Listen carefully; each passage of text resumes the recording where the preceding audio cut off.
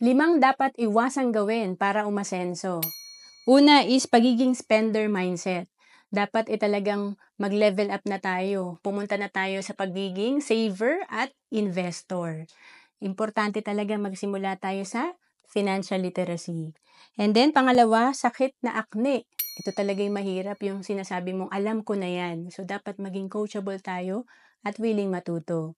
And then, pangatlo, magkaroon ng utang. Iwasan talaga natin na mabaon tayo sa utang kasi nakaka-stress talaga to at lalo tayo malulubog sa ating kalagayan.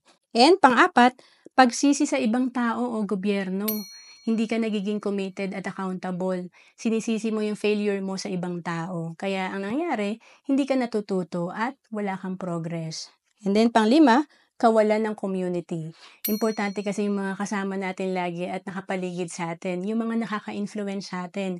Kaya dapat mapabilang tayo sa positive community, sa mga mahilig din mag-ipon, mahilig mag-invest, at mahilig talaga sa negosyo.